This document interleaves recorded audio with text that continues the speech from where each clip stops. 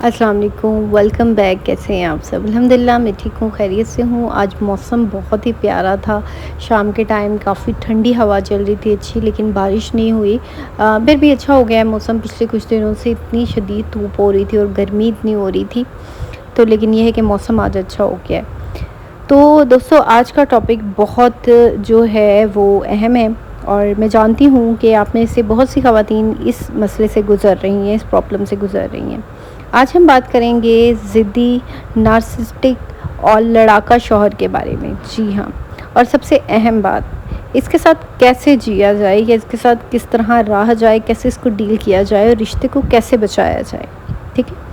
ये वीडियो इन तमाम ख़वातीन के लिए है जो सोचती हैं, मैं क्या करूं, ये बात नहीं मानता, ये हर वक्त लड़ाई करते हैं, मेरी कोई नहीं सुनता, मैं थक गई हूँ।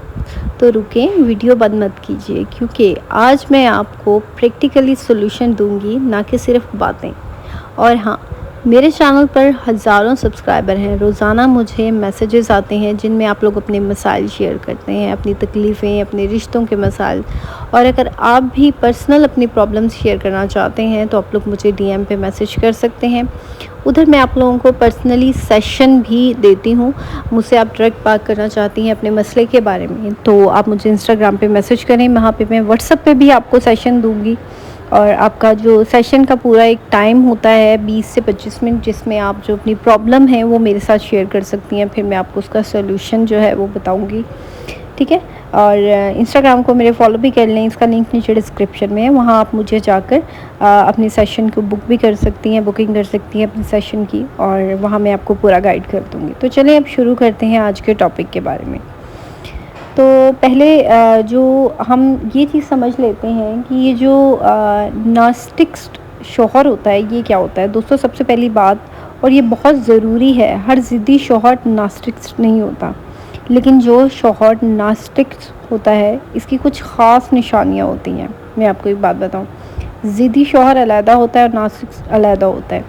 शौहर की निशानियाँ जो होती हैं ना, नार्सिसिस्टिक शौहर हमेशा वही, यानी ऐसा शौहर जिसे लगता है कि यार हमेशा मैं सही होता हूँ, चाहे गलती इसकी हो भी ना, उसको यही लगता है कि मैं हमेशा ठीक हूँ। उसको यही लगता है कि मैं हमेशा से ठीक हूँ, मेरी तो कभी कोई गलती नहीं है। वो कभी नहीं मानेगा, उल्टा आप ही को कसूरवार ठहराता है, उल्टा आप ही को ब्लेम करता है। ऐसा इंसान, आपकी बात की कोई कदर नहीं होती। आप कुछ भी कहें वो डिसमिस ही कर देंगे, आपकी फीलिंग्स इसे मैटर नहीं करती। आप कोई उन्हें राय भी देते हैं ना, तो वो उसको भी डिसमिस कर देते हैं। ठीक है? कंट्रोल करना बहुत पसंद होता है इन्हें, हर चीज़ अपने तरीके से होनी चाहिए, आपका कोई इख्तियार नहीं होता। उनको ये लगता है कि मैं सब कुछ ठीक हूँ और मैं ही ठीक कर सकता हूँ, तो सारा कुछ मेरे इख्तियार में होना चाहिए। आप रो रही होती हैं, तकलीफ़ में होती हैं, इनको कोई फ़र्क नहीं पड़ता ऐसे इंसान को। वो कहेगा कि तुम पागल हो, तुम बहुत ज़्यादा सोचती हो। ऐसा कुछ भी नहीं है, आप अपनी सच्चाई पर ही शक करने लग जाती है। यानी ऐसा इंसान जो आप ही को शक में मुब्तला कर दे कि यार शायद मैं ही गलत थी।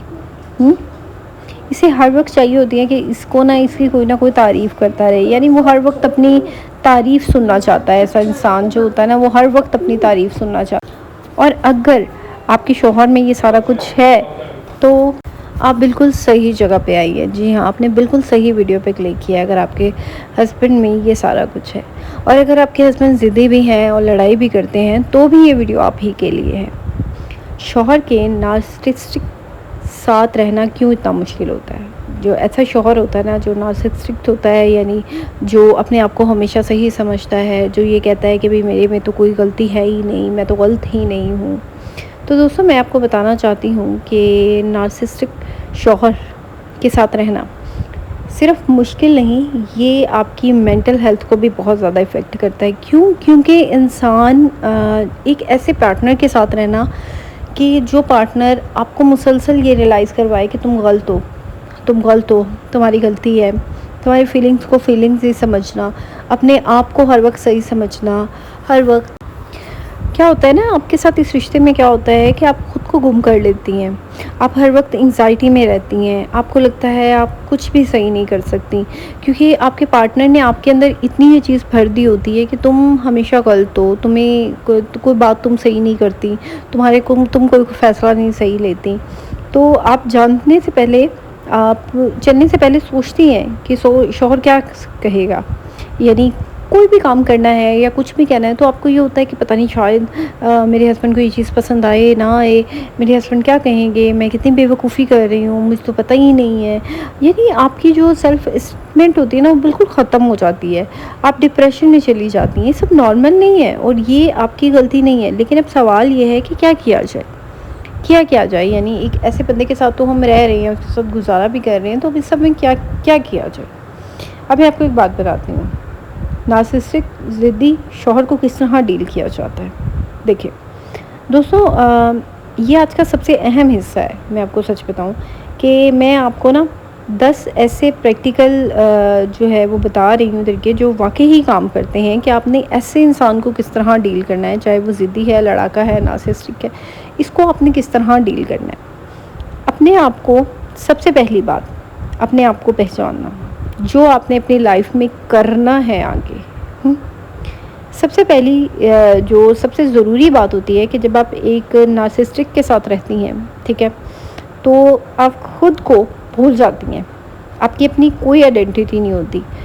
ज़ाहिर सी बात है, एक बंदा जब आपको, जो मुसलसल आपको ये कह रहा है कि तुम्हें तो किसी बात का नहीं पता, तुम्हें तो कुछ पता ही नहीं है, तुम तो हमेशा गलत हो, तो इसमें आप अपने आप को भूल जाती हैं, आपकी अपनी पहचान ख़त्म हो जाती है।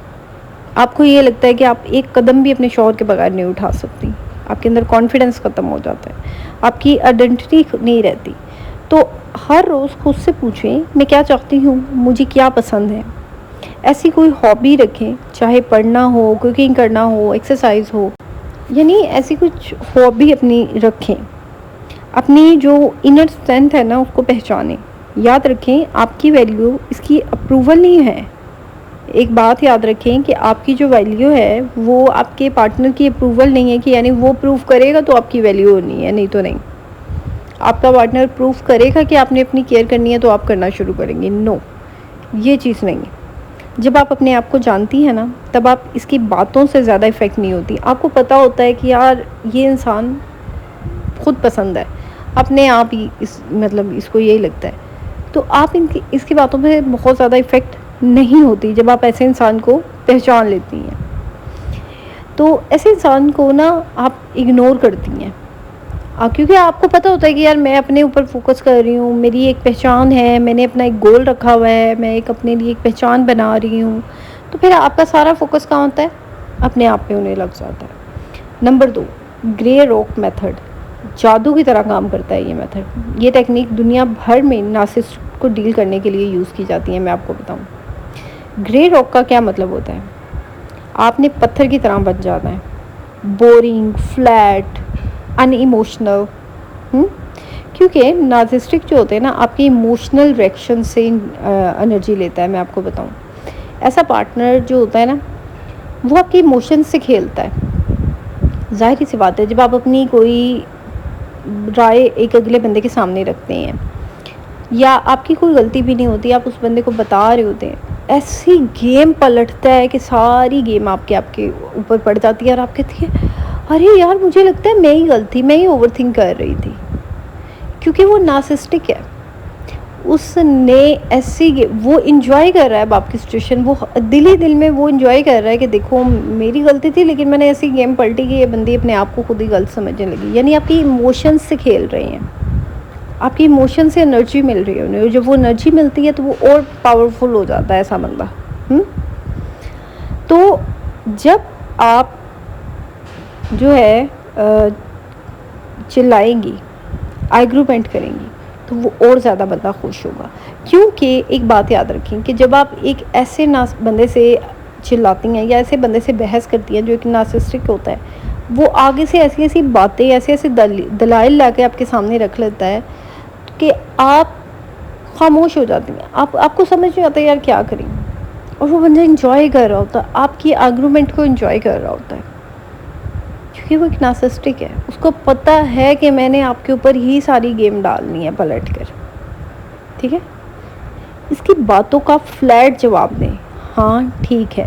क्योंकि जब एक नार्सिसिस्टिक को आपकी तरफ से कुछ भी रिएक्शन नहीं मिलेगा, इमोशनल रिएक्शन नहीं मिलेगा, आप ना चीखेंगी, आप ना चिल्लाएंगी, आप ना अपनी सफाई देंगी, आप कुछ भी नहीं उनको बताएंगी, तो वो बंदा कहीं ना कहीं मतलब हर्ट होना शुरू हो जाएगा। उसको बोर हो गया यार, क्या बोरिंग है, क्योंकि नार्सिसिस्टिक को हमेशा कोई ना कोई एक्सप्रेस जो है ना, हमेशा ज़ेर बहस करने वाला इंसान चाहिए होता है। एक बात भी याद रखें, आप जब अपने हस्बैंड से बहस नहीं करेंगी ना, तो इमोशनल शो नहीं करेंगी, कम बोलेंगी, सिर्फ ज़रूरी बातें करेंगी, इसे वो रिएक्शन मत दें जो वो चाह रहा है। देखिए, जब आप रिएक्शन नहीं देंगी ना, तो वो खुद ही बोर हो जाएंगे और लड़ाई कम होना स्टार्ट हो जाएगी। ठीक है, लड़ाई कम होना स्टार्ट हो जाएगी। एक बात याद रखें कि बाउंड्री सेट करना बहुत ज़रूरी है। ये सबसे मुश्किल है लेकिन सबसे ज़रूरी काम भी है। बाउंड्री सेट करना ना बहुत मुश्किल काम है, लेकिन नामुमकिन नहीं है, और ये सबसे ज़रूरी भी है। ठीक है, आपने बाउंड्री सेट करनी है। नार्सिसिस्टिक इंसान के लिए ना बाउंड्रीज, नार्सिसिस्टिक इंसान को अपनी लाइफ में इतना इंटरफेयर मत करें। ठीक है, मतलब जितना आप एक नार्सिसिस्टिक इंसान को अपनी ज़िंदगी में, ज़िंदगी की बातों में शामिल करेंगी, उतना उसको पावर मिलेगी, उतना वो आपको नीचे गिराने की कोशिश करेगा। याद रखें, बाउंड्री सेट करना सेल्फिश नहीं होता, ये आपकी मेंटल हेल्थ के लिए बहुत ज़्यादा ज़रूरी है। जब आप लोगों से बाउंड्री सेट कर लेती हैं ना, आप ऑटोमेटिक लोगों को कम जवाब देने लग जाती हैं, क्योंकि जिनके साथ बाउंड्री सेट होती है ना, हम उनको एक्सप्लेन नहीं करते।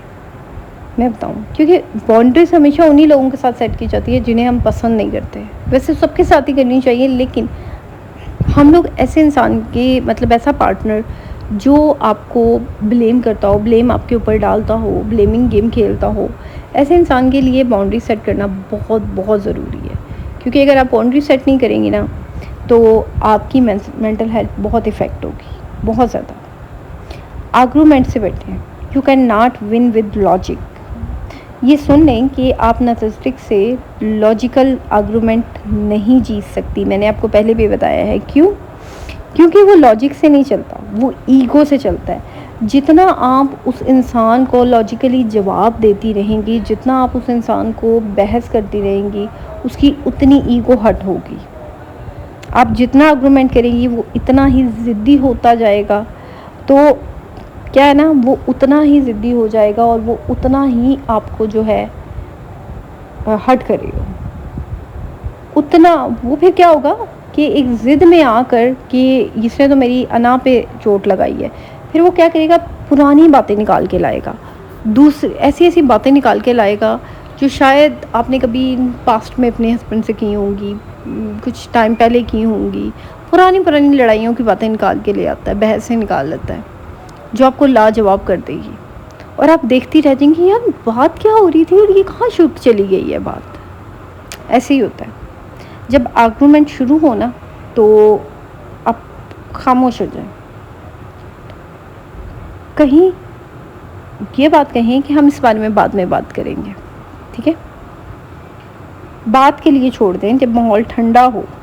लड़ाई में जीतने से ज़्यादा अहम होता है रिश्ते को बचाना। रिश्ते को बचाना, मैं तो यही कहती हूँ कि रिश्ते को बचाना चाहिए। ये क्योंकि जो एक नार्सिसिस्टिक होता है या ज़िद्दी इंसान होता है ना, वो कभी भी अपनी ज़िद से पीछे नहीं हटता।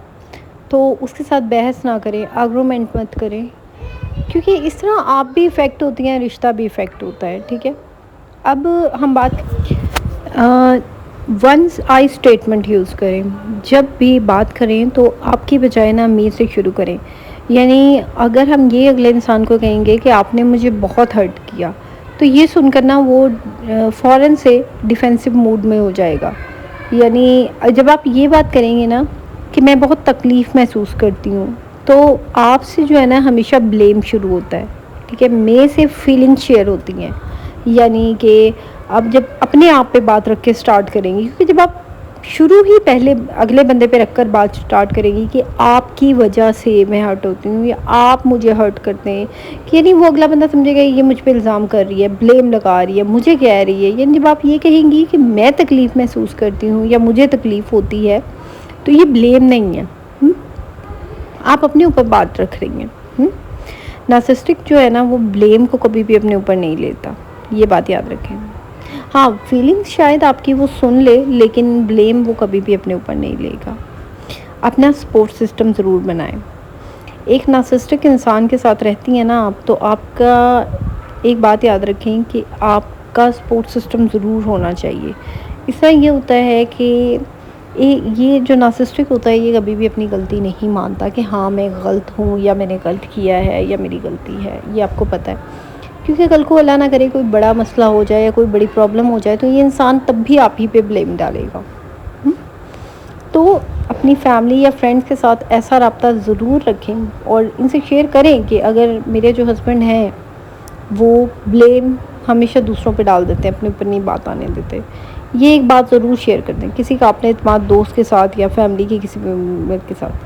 अगर मुमकिन हो तो थेरेपिस्ट के पास ज़रूर जाएँ, वहाँ से मदद लें, ठीक है ना? तो एक चीज़ याद रखें कि अपना ख़्याल रखना बहुत ज़रूरी होती है।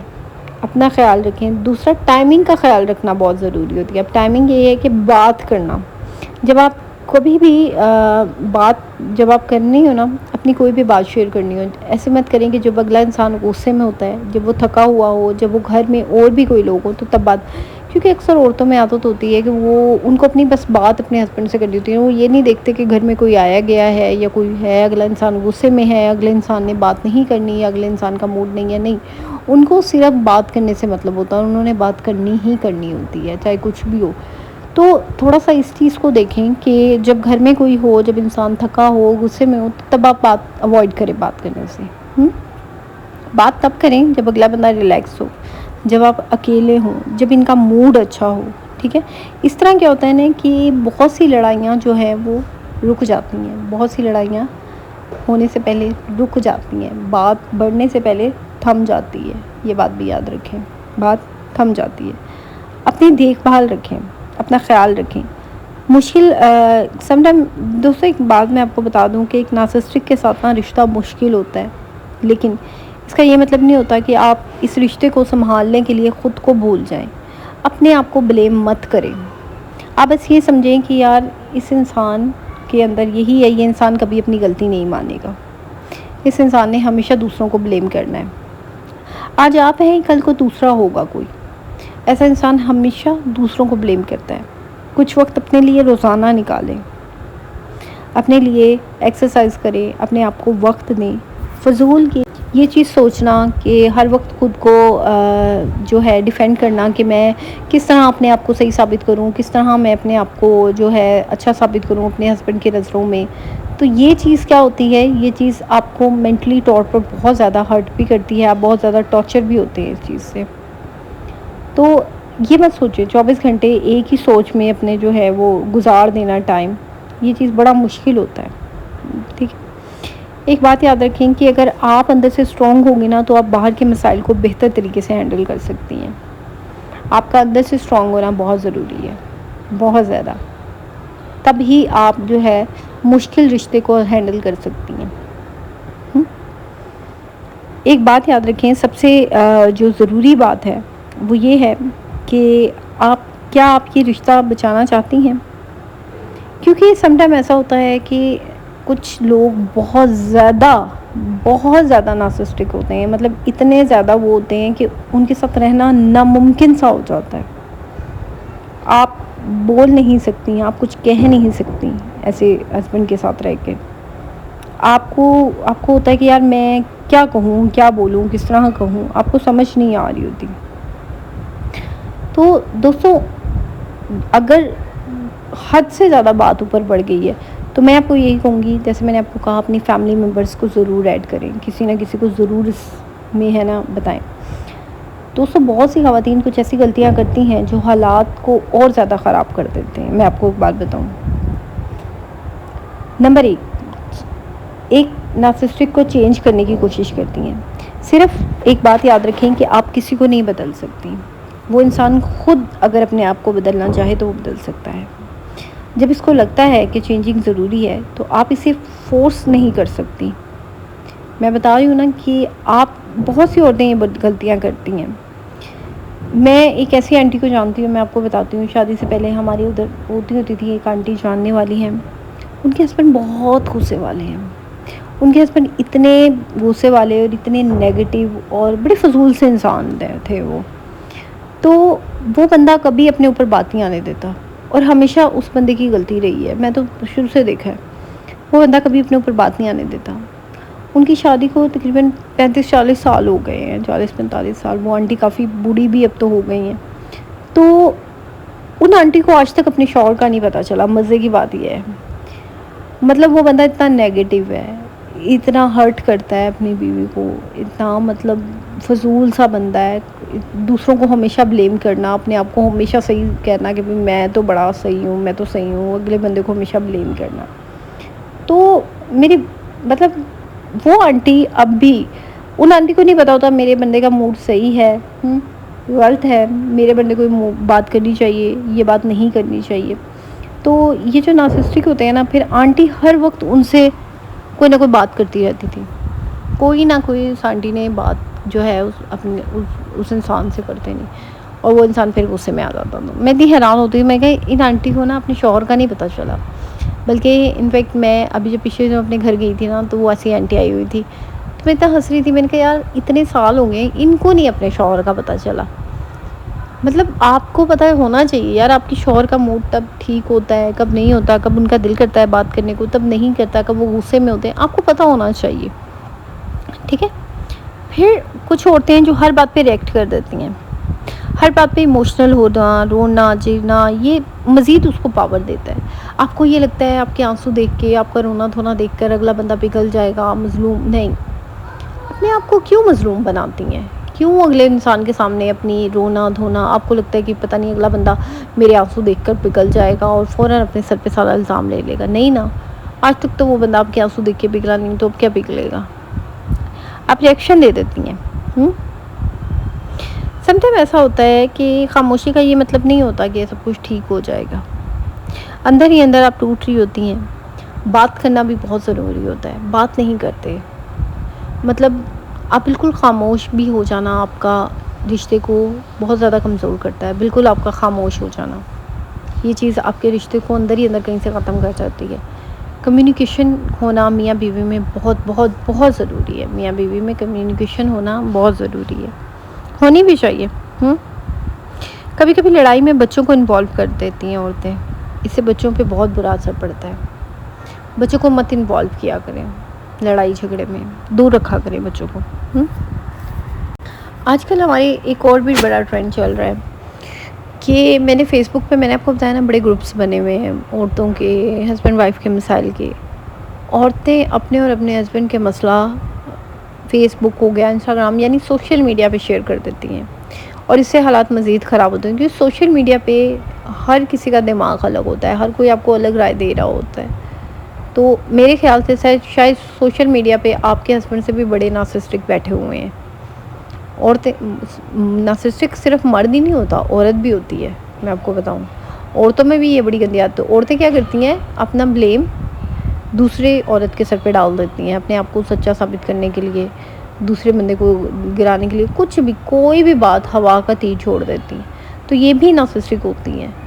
तो आपके पार्टनर से भी बड़े बड़े नार्सिसिस्टिक बैठे हुए हैं सोशल मीडिया पे बने हुए। मैं आपको बताऊं, ये जो आप सोशल मीडिया पे अपनी प्रॉब्लम शेयर कर देते हैं, सोशल मीडिया पे अपना मसला बता देते हैं, इससे क्या होता है, इससे आपके हालात और मज़ीद बिगड़ जाते हैं। मैं एक ही बात करना चाहती हूँ कि हम मुसलमान हैं और हमारा सबसे बड़ा सहारा अल्लाह ताला है। एक बात याद रखें कि जब तक हम कुछ भी कर लें ज़िंदगी में, कुछ भी कर लें, जब तक हम अल्लाह ताला की जो है, अल्लाह ताला से मदद नहीं मांगते, अल्लाह ताला को अपनी परेशानियाँ नहीं बताते, तब तक कुछ भी ठीक नहीं होता। तहज्जुद में दुआ करें, ये वक्त सबसे ज़्यादा कबूलियत का होता है। दुरूद शरीफ पढ़ें, दिल को सुकून मिलता है। सब्र करें, सूरत बकरा पढ़ें। मैं सूरत बकरा के बारे में आप लोगों के साथ मैंने 2 वीडियोस शेयर कर दी हैं, और आपने उन दोनों वीडियोस को बहुत प्यार दिया है। और अगर आपने नहीं देखी तो जाके देखें, मैंने कल ही एक सूरत बकरा के बारे में वीडियो अपलोड की है, आप वो भी देखें, आपको पता चलेगा कि जो है सूरत बकरा का जो मैंने आपको बताया था कि किस तरह प्रॉब्लम शेयर जो हल करता है, प्रॉब्लम को हल करने में, घर के मसले मसाइल को हल करने में। आप अकेले ही नहीं हैं, अल्लाह ताला आपके साथ है। भरोसा रखें अल्लाह ताला पे, ठीक है। तो दोस्तों, आज की वीडियो में ना जो चीज़ हमने, मेन चीज़ जो हमने सीखी है वो यही है कि शोहर को कैसे पहचाने, जो एक नार्सिसिस्टिक शोहर होता है उसको कैसे पहचानना है। अपने आप को ग्रो मेथड में अप्लाई करें, अपनी बाउंड्री सेट करें, आर्गुमेंट मत करें, ख़ुद का ख्याल रखें। कैसे ख़ुद को ख्याल रखना है, ख़ुद को बचा कर रखें, ऐसे इंसान से दूर रखें। अपने ऐसे इंसान के साथ बहस कर अपने दिमाग की दही मत करें। जी हाँ, ऐसे इंसान के साथ बहस कर आप अपने दिमाग की दही मत करें, क्योंकि ऐसे आपको पता है यार, देखो पता होता है, मैंने वही कहा ना, अब आपको पता होना चाहिए कि आपके बंदे ने कभी भी अपनी गलती माननी ही नहीं है, हमेशा आप ही को ब्लेम करना है। तो बस बात ख़त्म, ठीक है। नेक्स्ट आप जो है अवॉइड करना शुरू कर दें। हर बात अपने हस्बैंड को बताना ज़रूरी नहीं होता यार, थोड़ा अपने तक भी रखा करें, थोड़ा चीज़ों को खुद हैंडल करने की कोशिश करें। हर वक्त हर बात अपने हस्बैंड के कानों तक पहुंचाना। तो दोस्तों, आज की वीडियो आई होप सो कि आपको पसंद आई होगी, आपको अच्छी लगी होगी। ज़रूर मुझे कमेंट्स में बताइए कि आपको आज का मेरा ब्लॉग कैसा लगा, और अगर आपको मेरी वीडियो आपके काम आई है, आपको पसंद आई है, तो लाइक करें, चैनल को सब्सक्राइब करें और वीडियो को शेयर करना मत भूलिएगा, ठीक है। और कमेंट में लाजमी बताएं कि आपके शौहर भी नार्सिसिस्टिक हैं और आपके शौहर, आप उनको किस तरह डील करती हैं, ठीक है। और आपका सबसे बड़ा चैलेंज क्या होता है अपने शौहर के साथ जब आप होती हैं, ठीक है। ज़रूर बताइएगा। अगर आप मुझे पर्सनली सेशन लेना चाहती हैं तो मुझे इंस्टाग्राम पर जाकर डीएम भी कर सकती हैं, वहाँ आप लोग मुझे फॉलो कर सकते हैं। ओके जी, अल्लाह हाफ़िज़। अपना ढेर सारा ख्याल रखिएगा। ज़रूर बताइएगा कमेंट में कि आज का आपको मेरा ब्लॉग कैसा लगा, और दुआ में याद रखिएगा। अपना ढेर सारा ख्याल रखिएगा। अल्लाह हाफ़िज़। ठीक है, बाय बाय।